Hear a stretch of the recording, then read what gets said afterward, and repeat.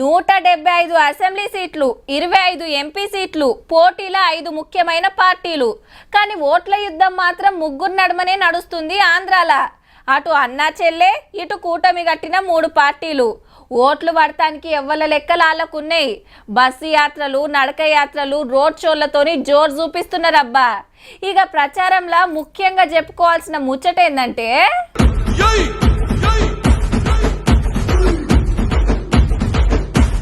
చుట్టూర జనం, నడిమిట్ల జనసేన వారాహి, మీద చూడుర్రి 3 పార్టీల అధ్యక్షులు, కింద 3 పార్టీల జెండాలు.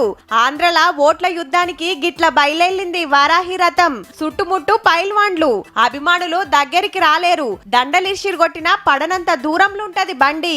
సీట్లు వంచుకున్నాక ఓట్ల కోసం Chandrababu sir, Pawan sir, Purandeswari madam పోరుయాత్ర షురువు చేసిండ్రు వైసీపీ సర్కార్ మీద.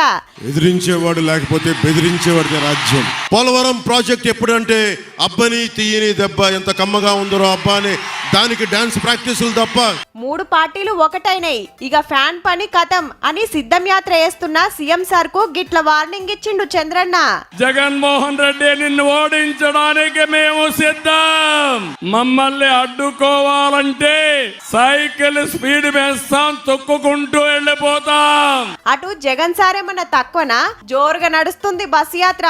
ఏడికోయినా శీతం మందొస్తున్నారు. గీ అక్కన్ చూడుర్రి, ఎర్ర టెండల కాళ్ళు కాలుతుంటే చెప్పులు లేకుండానే ఎట్లొస్తుందో దగ్గరికి పిలుచుకొని మాట్లాడితే ఆనందం అలుగువారిందనుకోరాదుర్రి. జాబ్ రావాలి అంటే ఫ్యాన్ రావాలా లేక తుప్పు పట్టిన సైకిల్ రావాలా అని అడుగుతా ఉన్నాను. అటు గ్రూపు, ఇటు వైసీపీ, నడిమిట్ల షర్మిల మేడం కాంగ్రెస్ టికెట్ మీద కడప ఎంపీగా పోటీ చేస్తుంది కాబట్టి ఈడికెళ్లి న్యాయయాత్ర చేస్తుంది.